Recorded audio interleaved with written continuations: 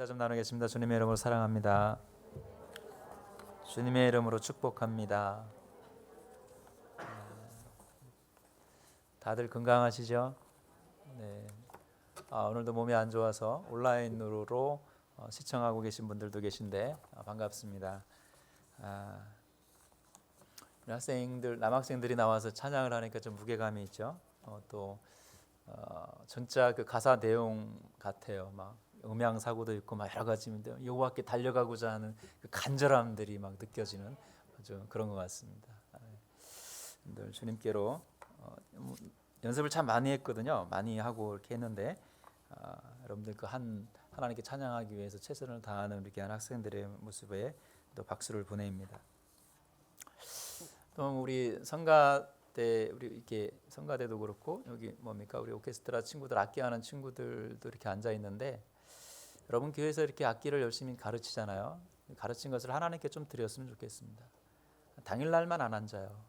목요일날 열심히 연습하고 당일날만 알바하러 가고 참 안타깝습니다. 그래서 좀 조정이 필요하지 않을까 여러 가지 생각하는데 여러분 좀 배웠으면 하나님께 드릴 수 있는 그런 좀 모습들이 좀 필요합니다. 못해도 괜찮고 잘하면 더 좋고요. 여러분들 좀 최선을 다해서 함께 하나님께 드릴 수 있는 그런 좀 모습들이 되었으면 좋겠습니다. 멀고 어려운 거 다 압니다. 그럼에도 불구하고 또 포기하지 않고 끝까지 참여하는 학생들이 있잖아요. 다 할 수 있습니다. 조금 힘들지만 여러분들 같이 협력해 주시면 감사하겠습니다. 오늘 여러분들과 함께 범사에 감사라는 제목으로 말씀을 나누고자 합니다. 사실 오늘은 한국교회의 대부분이 추수감사절로 지켜주는 주일입니다. 우리는 지지난주에 11월 첫 주에 이미 추수감사 주일 예배를 드렸는데 우리는 우리 실정에 맞게 11월 첫 주에 이제 드리고요. 우리 교단의 연세중앙교회 같은 경우는 추석에 추수감사절을 이렇게 드리죠. 네, 그래서 한국의 실정에 맞는 감사절을 지키는 교회들이 점점 늘어나고 있는 것 같습니다. 그러나 여전히 11월 셋째 주에 대부분의 교회가 감사절로 지킵니다. 이제 거의 모든 곡식을 또 수확을 했고 또 벼를 베는 모습도 이제 없어졌는데 벼베기 할 때마다 차량이 막 막혀가지고 난리잖아요, 그죠? 농부들이 그렇게 수고하고 그런 모습들을 통해서 이제 벼베기도 다 끝났고 또 우리 세빈이네가 사과를 아마 다 땄을 겁니다. 사과 필요하신 분들은 세빈이네 사과를 사시면 될 것 같습니다. 네, 그리고 이제 벌써 다 정리하는 그런 계절입니다. 올 한 해는 농부들의 마음이 참 힘들었던 한 해이기도 하지만 또 그런대로 풍작을 이룬 한 해입니다. 그럼 그러고 보면 우리나라가 최근 흉년이 들었던 그런 해들이 별로 없었던 것 같습니다. 자연재해들이 좀 있었지만 그래도 수확의 소출이 줄어들거나 먹기 힘들 정도의 가뭄이 생겨서 어려웠던 시기가 별로 없었던 것 같아요. 조금만 힘들어도 소출이 줄어드는 또 북한과는 또 많은 차이가 있는 것 같기도 합니다. 자연재해 대비를 잘한 덕도 있겠지만 또 영적으로 보았을 때는 또 교회마다 또 기도하는 기도의 일꾼들이 있기 때문에 그렇지 않을까 하는 생각도 해봅니다. 늘 기도할 때마다 성경의 약속들을 믿으면서 기도하니까 하나님이 이렇게 풍성한 계절을 매년마다 주시지 않나 생각합니다. 태풍이 오고 또 수해를 입고 가뭄이 찾아오는 시기는 참 힘들고 답답하지만 그래도 하나님의 은혜로 이른 비와 늦은 비를 내려주심에 감사할 수 있다는 것입니다. 우리 인생의 삶에도 감사가 넘치면 하나님은 늘 감사의 조건들을 만들어 주시고 풍성하게 채워 주십니다. 곡식들이 잘 자라서 풍성한 열매를 맺기 위해서는 여러 가지 요소들이 좀 필요하죠. 햇빛도 좀 필요하고요. 비도 필요하고 또 적당한 바람도 불어야 또 수분을 해서 잘 결실을 맺습니다. 또 벌들도 우리 안수 집사님 벌들이 잘 날아다녀야 또 수분을 잘해서 이렇게 또 열매를 맺습니다. 무엇보다도 수고하고 땀 흘려 일하는 농부들의 손길이 또 절실히 필요합니다. 우리의 영적인 열매를 맺기 위해서도 많은 것들이 좀 필요합니다. 꼭 필요한 요소들이 있습니다. 매일매일 기도하는 습관이 있어야 하고 또 매일매일 햇빛을 맞아야 하는 식물들처럼 우리도 매일 기도의 은혜가 있어야 합니다. 기도를 통해 하나님은 우리의 필요를 채워주십니다. 농부가 식물이 자라가는 동안 필요한 요소들이 무엇인지 알아서 채워주듯이 하나님도 우리의 기도를 통해서 매일매일 우리의 요구사항들을 채워주시고 불필요한 것들을 없애주십니다. 곡식이 잘 자라기 위해서 농부가 잡초를 없애주듯이 우리에게 걸림돌까지도 하나님 걷어내시는 모습을 우리가 볼 수가 있습니다. 기도를 통해서 그러한 걸림돌들이 해결되는 모습들을 우리는 또 체험하고 있습니다. 예배는 또한 우리의 일상이 되어야 합니다. 식물이 햇빛을 따라 하늘을 우러러 보듯이 우리는 하나님을 바라보며 그분의 말씀을 공급받고 기도하고 찬양하고 또 헌신하는 모습들이 필요합니다. 예배는 우리의 선택이 아니라 필수입니다. 여러분의 삶에서 예배를 포기하지 않는 삶은 풍성한 열매를 약속받는 것과 같습니다.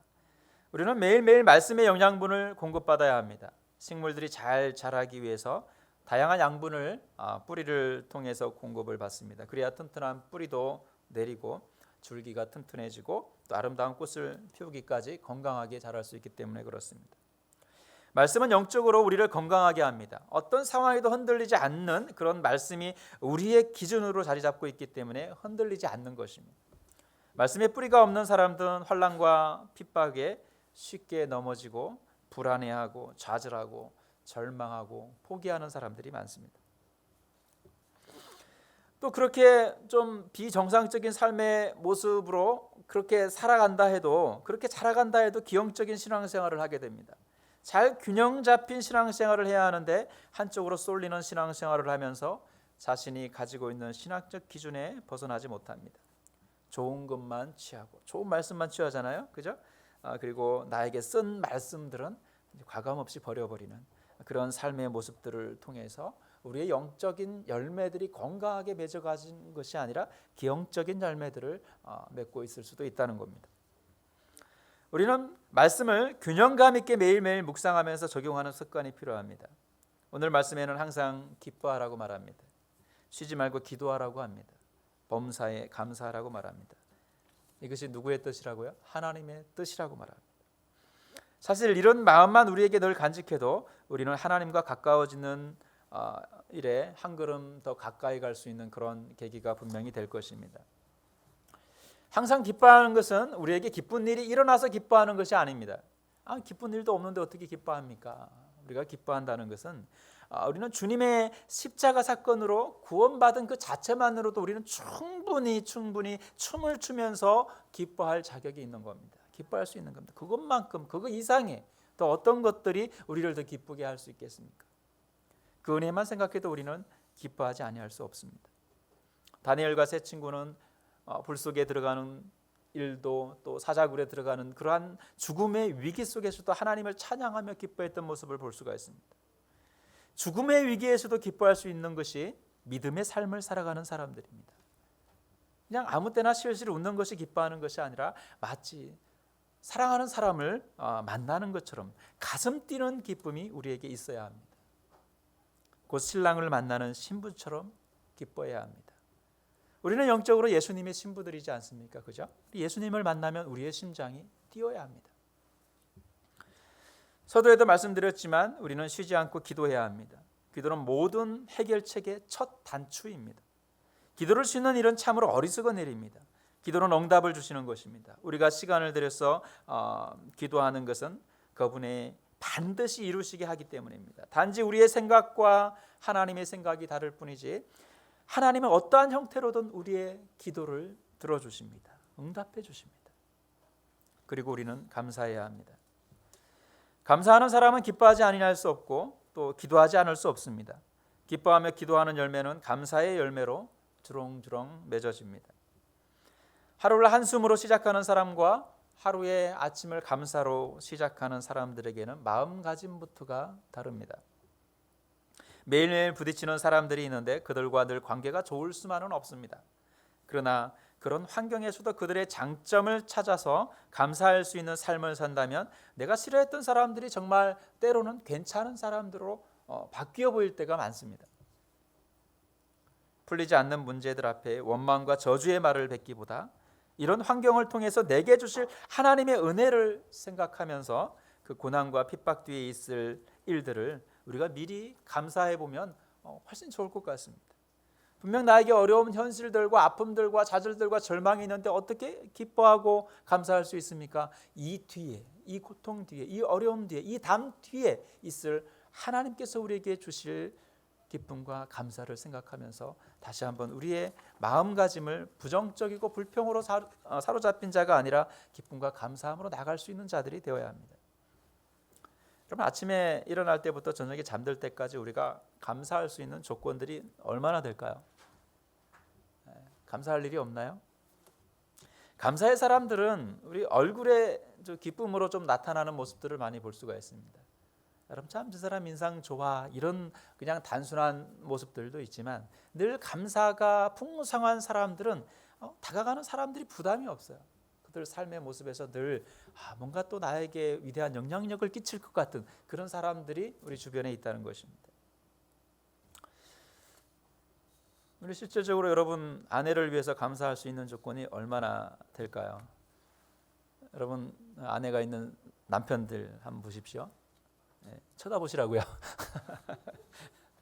그냥 의무감으로 사시나요? 그럴지도 모르죠. 그죠? 그냥 아내니까 살아가지. 이 평생 한번 살아보시죠. 목사님 무슨 소리 하십니까? 그냥 아내니까 그냥 살아가죠. 뭐 이런 마음을 가지고 있는지 모르겠지만 사실 우리의 아내들이 장점이 상당히 많습니다. 또 거꾸로 우리 남편들의 장점이 상당히 많습니다. 사실 오늘 여러분들 한 명씩 이렇게 좀 물어보고 싶었어요. 여러분의 아내의 장점이 뭔가요? 바로바로 튀어나와야 되는데 연습하십시오. 언제 물어볼지 모릅니다. 또 여러분의 부모의 장점을 한번 찾아보십시오.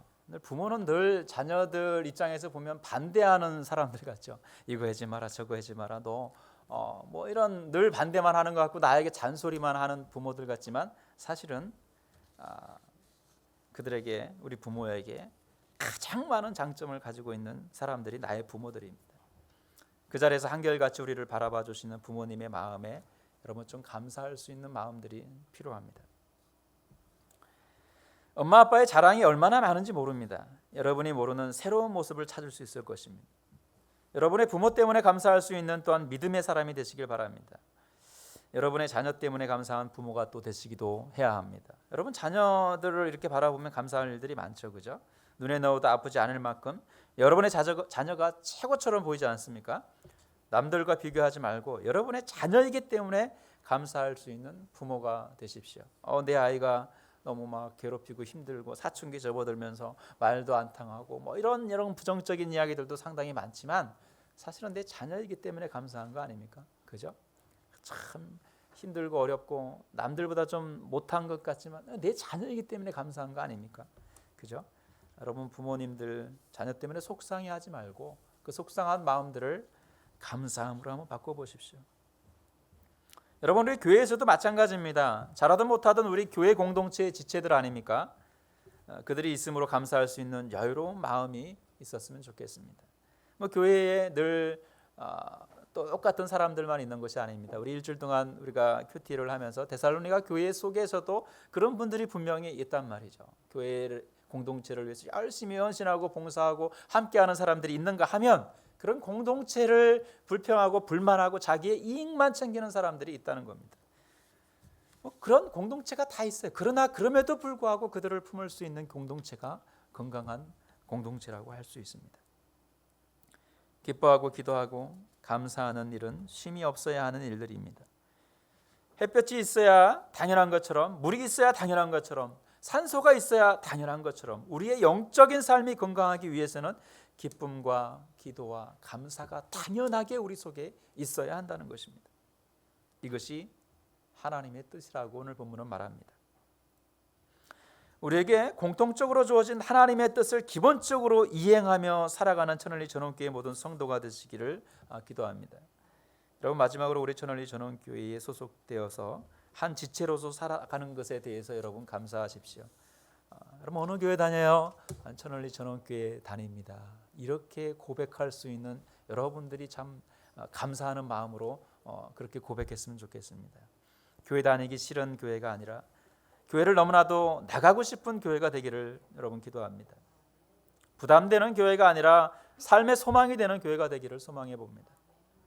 이 모든 것은 내 마음에 주님을 갈망하고 사랑하는 마음으로서 이루어집니다. 하루의 삶을 감사로 시작하면 모든 신앙생활이 감사의 삶으로 바뀌기 시작합니다. 우리 다시 한번 주님 앞에 신앙의 바른 길을 걸어갈 수 있도록 스스로의 마음가짐을 한번 다져봅시다. 오늘 우리 학생들이 찬양한 것처럼 여호와께 돌아가며 그 기초가, 그 처음이, 그 첫 단추가 감사의 삶의 모습을 통해서 기도하고 기뻐하는 그런 삶이 우리 천원리 전원교회 모든 성도들 되시기를 간절히 축원합니다. 기도하겠습니다.